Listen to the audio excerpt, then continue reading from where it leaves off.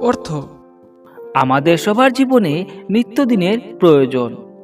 এই অর্থের জন্য লোক মেহনত, চুরি, ডাকাতি সব কিছুই করতে পারে।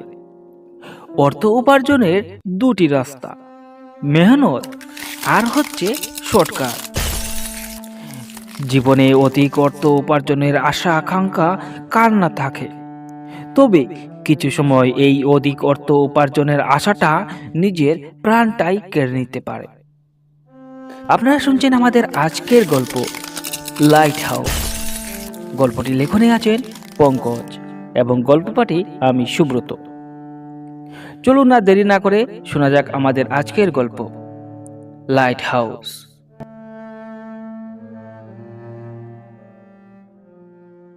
রাকেশ ছোটবেলা থেকেই একটু অন্যরকম ছিল। রাকেশের তেমন একটা পড়াশোনাতে মন ছিল না। সে কোনো মতে বিএ পাশ করে। সে ছোটবেলা থেকেই খেলাধুলা করতে ভীষণ ভালোবাসতো। তার খুবই ইচ্ছে ছিল সে বড় হয়ে একদিন বড় একজন খেলোয়াড় হবে। সে প্রতিদিন সকালবেলা হতেই ঘর থেকে বেরিয়ে যেত খেলার উদ্দেশ্যে, এবং এই নিয়ে তার বাবা রামপ্রসাদ তাকে অনেক গালাগাল করতেন। আবার কোনো কোনো সময় তার বাবা তার গায়ে হাত তুলতেন। রাকেশ ছিল একটু সাদাসিধে টাইপের মানুষ, বলতে গেলে একরকমের বোকার মতো। রাকেশের পরিবারে 4জন লোক ছিলেন, তার বাবা, মা আর বড় বোন শিল্পী। রাকেশ পড়াশোনা করত না, এমনকি কোনো কাজও করত না। এর জন্য তার বাবা তাকে প্রায় সময় বলতেন, আমি আর তোকে কত ঘাড়ে বসিয়ে বসিয়ে খাওয়াবো, অনেক বয়স হলো তো, এবার তো কিছু একটা কর। রাকেশ তার বাবার এইসব কথা শুনে কিছুই বলতো না, শুধু মাথা নিচু করে বসে থাকতো আর চোখের জল ফেলতো। এরকম কথাবার্তা রাকেশ প্রায় দিনই শুনতো। আর এরকম কথাবার্তা শুনে রাকেশ চুপ করে একটা জায়গাতে বসে থাকতো। তখন তার মা এসে তাকে প্রায় দিনই সান্ত্বনা দিতেন আর বলতেন, তুই মন খারাপ করিস না বাবা, দেখিস একদিন ভালো দিন হবে, একটু ধৈর্য ধর বাবা।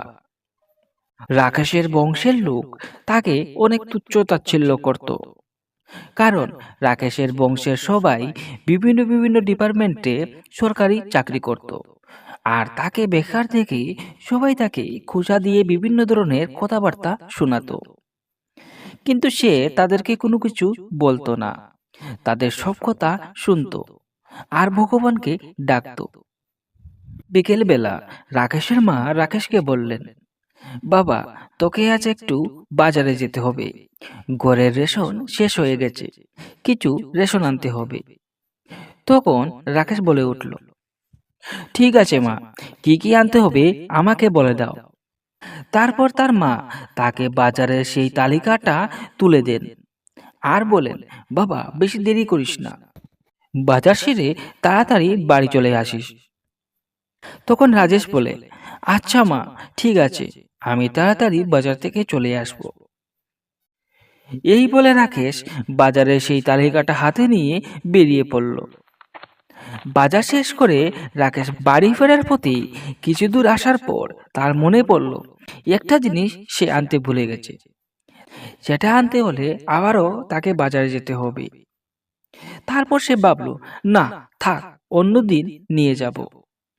এই বলে সে সামনের দিকে এগোতে লাগলো। কিছু দূর আসার পর সে দেখতে পেল রাস্তার পাশে একটা দোকান। তখন সে মনে মনে ভাবল, যাই ওই দোকান থেকে সেই জিনিসটা নিয়ে আসি। তারপর সে ওই দোকানের দিকে গেল এবং সেই সময় সে লক্ষ্য করলো একটা লোক বসে বসে চা খাচ্ছে আর খবরের কাগজ পড়ছে। লাইট হাউসের জন্য লোক চাই, একটা সুবর্ণ সুযোগ, মাসে 50,000 টাকা বেতন, কিন্তু সঙ্গে কাউকে নিয়ে যেতে পারবে না, প্রতি 6 মাসে একবার ছুটি। ইচ্ছুক প্রার্থী এই ঠিকানায় অবশ্যই তাদের আবেদন পাঠাতে পারেন। রাকেশ ভদ্রলোকের এই বক্তব্য শুনে ওনার হাত থেকে খবরের কাগজটা তার হাতে নেয় এবং ঠিকানাটা ভালো করে মুখস্থ করে নেয়। এবার সে মনে মনে ভাবে, কি করব, আবেদন করব নাকি? খুবই চিন্তায় পড়ে যায় রাকেশ। চিন্তা করতে করতে সে বাড়ির দিকে পৌঁছায়। মার হাতে বাজারের ব্যাগটা ধরিয়ে ঘরের সোফায় বসে চিন্তা করতে থাকে। এদিকে তার মা তাকে এত চিন্তায় দেখে তাকে জিজ্ঞেস করেন, কি রে বাবা, কি হলো তোর, কি এত চিন্তা করছিস? তখন সে তার মাকে বলে যে এরকম একটা চাকরি রয়েছে, বেতনও অনেক, তবে 6 মাসে একবার ছুটি। সব শুনে রাকেশের মা বললেন, কাজ নেই আমার এমন চাকরির, তুই ঘরে থাক। রাকেশের বাবা সমস্ত কথাবার্তা শুনছিলেন। তিনি কিছুটা খুঁচিয়ে বললেন, হ্যাঁ হ্যাঁ, ওকে ঘরে বন্দি করে রাখো আর বসিয়ে বসিয়ে গিলাও। তোমরা একটা কাজ করো, সবাই মিলে আমাকে গিলে ফেলো। এক একটা অকর্মের ঢেকি তৈরি হয়েছে। বাবার এরূপ কথা শুনে সে আর ধৈর্য রাখতে পারে না। রাকেশ এবার মনস্থির করে যে না, আমি এই কাজটা করবই। সাথে সাথে সে মুখস্থ করা সেই ঠিকানাটায় আবেদন পাঠায়। তবে তাজ্জবের ব্যাপার, পরের দিনই তার বাড়ির বারান্দায় তার কল লেটার চলে আসে। সাথে সমস্ত বিবরণ দেওয়া ছিল কিভাবে তাকে আসতে হবে। কল লেটারটি পেয়ে রাকেশ প্রচন্ড খুশি। তবে তার মা খুশি নন। তিনি কান্নাকাটি শুরু করেন, কারণ একটি মাত্র ছেলে, এতদিন ধরে তাকে ছেড়ে তিনি কিভাবে থাকবেন। এই বলে তিনি কান্নাকাটি শুরু করেন। রাকেশ তার মাকে বুঝিয়ে বলে, মা, 6টা মাসেরই ব্যাপার তো, দেখতে দেখতেই কেটে যাবে। পরদিন সকালবেলা বেরিয়ে পড়ে সে জাহাজ বন্দরের দিকে। পকেট থেকে চিঠিটা বার করে সে দেখে, চিঠিতে লেখা ছিল একটা জাহাজ তাকে নিতে আসবে। কিন্তু সে বুঝতে পারছে না কোন জাহাজ তাকে নিতে আসবে, আর লোকটাও বা তাকে চিনবে কি করে। এই ভাবতে না ভাবতেই হঠাৎ একটা লোক তাকে ডাকে। বাবু, বাবু, আপনি লাইট হাউসে যাবেন তো? সে বলে, হ্যাঁ হ্যাঁ, আমি যাব। তখন সেই লোকটি বলে, চলুন চলুন, আপনাকে নিতে এসেছি আমি। তারপর সেই মাঝারি আকারের জাহাজের উপর চড়ে বসে। রাকেশ কিছুক্ষণ পর সেই নাবিককে জিজ্ঞেস করে, আপনি কিভাবে জানেন যে আমি লাইট হাউসে যাওয়ার জন্য এখানে বসে আছি?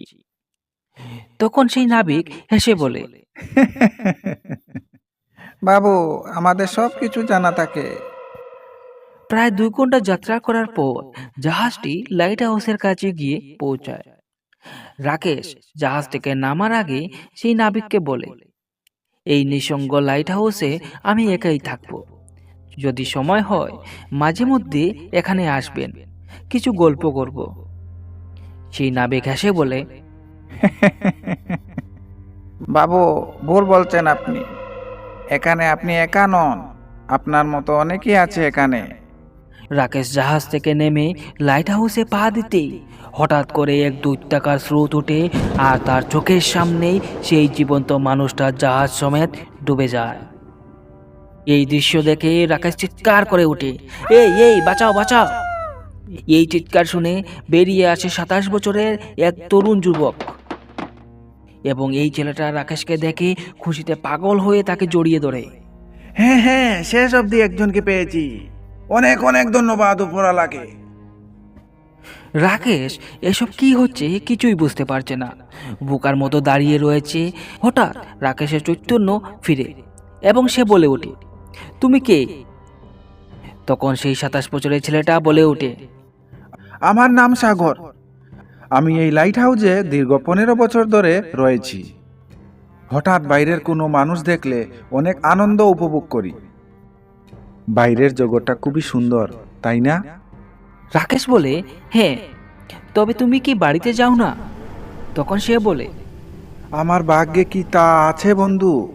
রাকেশ বলে, মানে? 6 মাস পর ছুটির কথা ছিল বিজ্ঞপ্তিতে। সাগর বলে, তুমি কি সব কথা এখানে দাঁড়িয়ে দাঁড়িয়ে বলবে? চলো রুমে। এবার রাকেশকে নিয়ে সাগর লাইট হাউসের ভিতরে প্রবেশ করে। ভেতরটা আবছা আলোতে পূর্ণ, এই দিনের বেলাতেও। আর কি যেন একটা আষ্টে দুর্গন্ধ তার নাকে এসে পৌঁছায়। নাক চাপা দিয়ে রাকেশ জিজ্ঞেস করে, এই দুর্গন্ধটা কিসের? উত্তরে সাগর বলে, কোথায় দুর্গন্ধ? না তো। সাথে সাথেই রাকেশ বুঝে যায় এই দুর্গন্ধটা তার নাক সহ্য করে নিয়েছে। তার নাকে কোনো গন্ধ ফুটছে না। রাজেশ কোনো রকমে সিঁড়ির পর সিঁড়ি বেয়ে এই দুর্গন্ধময় লাইট হাউসের একটার পর একটা সিঁড়ি বেয়ে যাচ্ছে উপরের দিকে। একটা বৃদ্ধ লোক কোমর ঝুঁকিয়ে হাওয়ার গতিতে তাদের সামনের দিকে চলে যায়। রাকেশ সাথে সাথে বলে উঠে, ওটা কি? কি ছিল ওটা? তখন সাগর বলে, ভয় পাচ্ছ কেন বন্ধু? এটা আমার কেয়ারটেকার। উত্তরে রাকেশ বলে ওঠে, এই না বললে তুমি এখানে একা থাকো। সাথে সাথে সাগর হাসি শুরু করে। বন্ধু, তুমি একদিন নিশ্চয়ই ডিটেকটিভ হতে পারবে। চলো এবার। শেষমেশ 5 তলা উপরে সেই লাইট হাউসের শীর্ষের রুমটিতে তারা পৌঁছায়। এখান থেকে দূর দূরান্ত এবং বাইরের জগৎটা পুরোপুরিভাবে দেখা যায়। একমাত্র এই রুমটিতেই দিনের আলো ভালোভাবে পৌঁছায়। রুমে পৌঁছে দিয়ে সাগর বলে, বন্ধু, তুমি এবার কাপড় চোপড় ছেড়ে ফ্রেশ হয়ে নাও। আমি তোমার জন্য খাবারের ব্যবস্থা করছি। রুমে ঢুকেই দেখতে পায় সমস্ত করে মাকড়সার জাল। সেটা থেকে সে বুঝে যায় যে এখানে অনেক দিন ধরে কোনো মানুষ আসেনি। রাকেশ ঘরটা গোছানো শুরু করে আর মনে মনে ভাবতে থাকে, এখন থেকে এটাই তার ঘর, এখানেই তাকে থাকতে হবে। দিন কেটে রাত্রি হলো। লাইট হাউসের সমস্ত বাতি জ্বলে উঠল। এখানে সাগরের জলের স্রোতের শব্দ ছাড়া আর কিছুই নেই। রাকেশ একা একা বসে সমুদ্রের স্রোতে খেলা দেখছিল আর ভাবছিল, কি সুখের জীবন ছেড়ে আজ আমি একা একা বসে আছি। হয়তো এটাই আমার নিয়তি ছিল। হঠাৎ পিছন থেকে একটা ডাক আসলো। বন্ধু, কি করছো? একা একা বসে বাড়ির কথা ভাবছো? রাকেশ হালকা হাসি দিয়ে বলল, কোথায় ছিলে এতক্ষণ? তখন সে বলল, একটু কাজ ছিল। বলছি শুনো, এই টিফিন বক্সে খাবার রেখে দিয়েছি, খেয়ে নিও। রাকেশ জিজ্ঞেস করলো, আচ্ছা, তোমার কি বাড়ির কথা মনে হয় না? সাগর কিছুক্ষণ চুপ করে বসে রইল। তারপর গম্ভীর সুরে বলে উঠল, মনে তো হয়, কিন্তু কি জানে কোনোদিন বাড়িতে ফিরতে পারবো কিনা। তৎক্ষণাৎ রাকেশ বলে ওঠে, মানে? সাগর হেসে বলে, একটু মজা করছিলাম। এই তো কিছুদিন আগে বাড়ি থেকে আসলাম। এইভাবেই গল্প করতে করতে রাত্র 10টা বেজে যায়। 10টা বাজতেই সাগর তাড়াহুড়ো করে সেই রুম থেকে বেরিয়ে যায়। পিছন থেকে রাকেশ তাকে ডাকছে, কি হলো, এত তাড়া কিসের? আরো কিছুক্ষণ বসে যাও। কিন্তু সাগর পাগলের মতো ছুটে সেই রুম থেকে বেরিয়ে যায় আর বলে, খাবারের সময় হয়ে গেছে, আর 1 মিনিটও দাঁড়াতে পারবো না। এই বলে সে চলে যায়। রাকেশ মনে মনে ভাবে, এ কি অদ্ভুত লোক রে বাবা, 1 মিনিটও দেরি করে খাবার খায় না। কিছুটা মনে মনে হাসলো রাকেশ। তারপর সেও রাতের খাবার খেয়ে ঘুমিয়ে পড়ল। পরদিন সকালবেলা সাগর আবারও তার রুমে আসে। সাগর তার পাশের রুমে থাকে। আবারও কিছু সকাল তারা দুজনে মিলে গল্প করে। এইভাবেই কদিন কেটে যায়। দুটি লোক এই গভীর সমুদ্রের বুকে পড়ে আছে। ধীরে ধীরে তাদের গল্পটাও কমে আসে, কিন্তু কিছু করারও নেই, কারণ এই গভীর সাগরের বুকে তারা দুজনই আছে। কারোর সাথে যে গল্প করবে এটারও কোনো রাস্তা নেই। রোজ রাত্রিতে সাগর তার রুমে আসে, আর 10টা হতেই সে পাগলের মতো ছুটে যায়। সাগরের এই প্রতিনিয়ত ব্যবহার এবার রাকেশকে কৌতূহলী করে তোলে, এবং সে ভাবে, না, আমাকে দেখতেই হবে সাগর কি করে। সে কি খাবার খাওয়ার জন্য এরকম পাগলের মতো ছুটে যায়? একদিন এরকম রাত 10টায় সাগর যখন তার রুম থেকে বেরিয়ে যায়, রাকেশও তার পিছনে। রাকেশ তাকে লুকিয়ে লুকিয়ে দেখছে, কিন্তু এ কি, রুমে ঢোকার 10 মিনিটের মধ্যেই সাগর আবারও বেরিয়ে পড়ে তার রুম থেকে। তবে এবার তার কাঁধে ছিল একটা বস্তা। এটা দেখে রাকেশের অদ্ভুত লাগে। এত রাত্রিতে সাগর কাঁধে বস্তা নিয়ে কি করছে? সাগর এক পা এক পা করে সিঁড়ি বেয়ে নিচে নেমে যাচ্ছে। রাকেশও তাকে অনুসরণ করছে। সাগর ধীরে ধীরে চলে যাচ্ছে সেই বুড়ো কেয়ারটেকারের রুমের দিকে। সাগর সেই বুড়ো লোকটার ঘরের ভিতরে প্রবেশ করতেই দরজা বন্ধ করে দেয়। প্রায় আধ ঘন্টা পর সে রুম থেকে বের হয়। তবে এখন আর সাগরকে চেনা যাচ্ছে না। তার সমস্ত শরীরে রক্তের ছিটে, তার চোখগুলো ছিল রক্তের মতো লাল। রাকেশ সাগরের এরূপ অবস্থা দেখে ভয়ে কাঁপছে। এসব কি হচ্ছে? সে দৌড়ে তার রুমে চলে যায়। এবার রাকেশের মনে উতাল পাতাল শুরু হয়েছে। কি হচ্ছে এইসব? হঠাৎ রাকেশের রুমে একটা ওয়ালের ফাটা দিয়ে সে একটা কিছু দেখতে পায়। সে সেখানে হাত দিতেই দেখতে পায় একটা চিঠি। এই চিঠিটা পড়ে তার পায়ের নিচে মাটি চলে যায়। এক ভয়ঙ্কর সতর্কবার্তা ছিল সেই চিঠিতে। রাকেশ মনে মনে এবার অনেক কিছু ভাবছে। হয়তো এটাই তার শেষ রাত্র।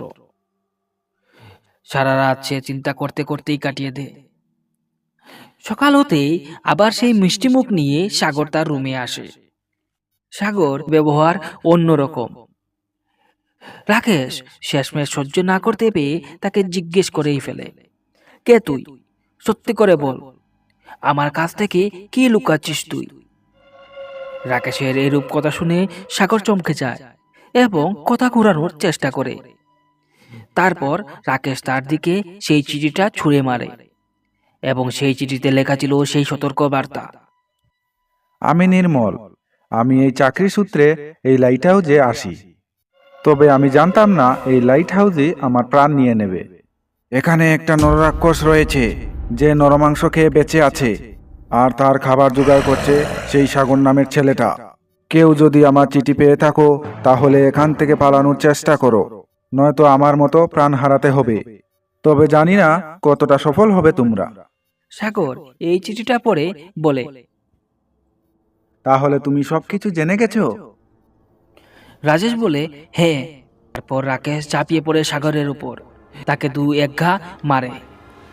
সাগর রাকেশকে বলে, হ্যাঁ হ্যাঁ, আমাকে মেরে ফেলো। আমি এই হাতে অনেক মানুষের প্রাণ নিয়েছি। আমাকে মেরে ফেলো, আমি আর বাঁচতে চাই না। এবার রাকেশের হাত বন্ধ হয় এবং সে খুবই রাগে বলে, কেন করেছিলি এত খুন? সাগর এবার তার মুখ খুলে, আমিও তোমার মতো এখানে চাকরির জন্য এসেছিলাম, কিন্তু এই শয়তানটা তার দাস বানিয়ে আমাকে রেখেছে। আমাকে দিয়ে কত মানুষ এখানে আনিয়েছে এবং তাদের মাংস ভক্ষণ করেছে। এটা কোনো কেয়ারটেকার নয়, এটা হলো সেই নররাক্ষস। এই নিয়ে 107 জন লোককে সে খেয়ে ফেলেছে। এই বলে সাগর হু হু করে কাঁদতে শুরু করে এবং সে বলে, আমি আর এই পাপ সহ্য করতে পারছি না। এরপর রাকেশ তাকে জিজ্ঞেস করে, এই রাক্ষসের মৃত্যু কিভাবে? তখন সাগর বলে, আমিও জানি না, তবে এই রাক্ষস সূর্যের আলো সহ্য করতে পারে না। তৎক্ষণাৎ রাকেশ সাগরকে বলে, মুক্তির একটাই রাস্তা, তুই আমাকে সাহায্য করবি। সাগরও তার কথায় সম্মতি জানায়। তখন রাকেশ বলে, কাল সূর্য উদয় হবার একটু আগেই আমি বাইরে চলে যাব। তুই রাত্রিতে সেই রাক্ষসকে খাবার দিবি না, সে ক্ষুধার জ্বালায় পাগল হয়ে যাবে। তুই বাইরের দরজার কাছে থাকবি আর সেখান থেকেই সেই রাক্ষসকে ডেকে বলবি, আমি পালিয়ে যাচ্ছি। আর যখনই সেই রাক্ষস বাইরে বেরিয়ে যাবে, তুই দরজা বন্ধ করে দিবি, যাতে সেই রাক্ষস আর ঘরে ঢুকতে না পারে। আর ততক্ষণে সূর্য উদয় হয়ে যাবে। সাগর রাকেশের প্ল্যানে সম্মতি জানায়। তারা যদি তাদের প্ল্যানে সফল হয় তাহলে মুক্তি, আর নয়তো মৃত্যু তাদের অপেক্ষা করছে। প্ল্যান মতো সাগর সেদিন রাত্রিতে রাক্ষসকে খাবার দেয় না। দুজনেই একটি রুমে চুপ করে বসে রয়েছে। ওদিকে তীব্র ক্ষুধার জ্বালায় সেই রাক্ষসটা সমস্ত লাইট হাউস জুড়ে গর্জন করে বেড়াচ্ছে। ভোর 4:20 দুজনেই চুপি চুপি লাইট হাউসের বাইরে বেরিয়ে আসে। প্ল্যান মতো সাগর চিৎকার করে বলে, মালিক, আপনার শিকার পালিয়ে যাচ্ছে, তাড়াতাড়ি আসুন। এই শুনে গর্জন করতে করতে সেই রাক্ষসটা বাইরে চলে আসে। তখনই সাগর দরজাটা বন্ধ করে দেয়। এবার রাক্ষসটা বুঝে যায় যে এটা তাদের আসল প্ল্যান এবং সেই রাক্ষস বলে ওঠে, আজ আমি দুটো নরমাংস ভক্ষণ করব। এই বলে ঝাঁপিয়ে পড়ে সেই রাক্ষস সাগরের উপর। রাকেশের হাতে ছিল একটা টর্চ। সে টর্চটা ছুঁড়ে মারে সেই রাক্ষসের মুখের দিকে। এবার দেখতে পায় সেই রাক্ষসের আসল রূপ। তার নখগুলি ছিল অনেক অনেক লম্বা, মুখের মাংস শুকিয়ে কাঠ হয়ে গেছে এবং তার চোখই নেই। সমস্ত শরীর একটা ছেঁড়া কাপড়ে ঢাকা এবং এই রাক্ষস অনবরত তাদের উপর আক্রমণ চালিয়ে যাচ্ছে। এবার সেই রাক্ষসটা সাগরকে ছেড়ে রাকেশের উপর আক্রমণ করে। রাকেশকে বাঁচাতে যখন সাগর আসে তখন এক ঝটকায় রাকেশকে অনেক দূরে ছিটকে ফেলে দেয়। পচান আজকের একদিন কি আমার একদিন পচান। এবার তাদের দুজনেরই প্রাণ সংশয়ে রয়েছে। এবার সেই রাক্ষস তার তীব্র ধারালো নখ দিয়ে রাকেশের বুকটা চিটতে যাবে। হঠাৎ সূর্যের আলো ফুটে ওঠে এবং সূর্যের আলো দেখে সেই রাক্ষসটা পালানোর চেষ্টা করে, কিন্তু দরজাটা বন্ধ। সে কোনো অবস্থায় পালাতে পারে না এবং সাগর এবং রাকেশ সেই রাক্ষসকে জড়িয়ে ধরে যাতে সে পালাতে না পারে। এবং সূর্যের আলোর সাথে সাথে সেই রাক্ষসটা দুর্বল হতে থাকে এবং চিৎকার করে বলে, ছেড়ে দাও আমাকে, ছেড়ে দাও। দেখতে না দেখতেই সূর্যের তীব্র আলোয় সেই নর রাক্ষসের মৃত্যু হয়ে যায় এবং দুটি প্রাণ বেঁচে যায়। তারপর তারা দুজন খুব ভালো বন্ধু হয়ে যায়। বাইরে এসে সমস্ত জগৎকে তাদের এই গল্পটা শোনায়।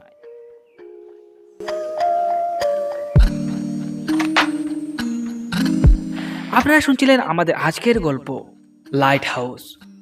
গল্পটির লেখনে আছেন পঙ্কজ। সবাই ভালো থাকবেন, সুস্থ থাকবেন। শুভরাত্রি।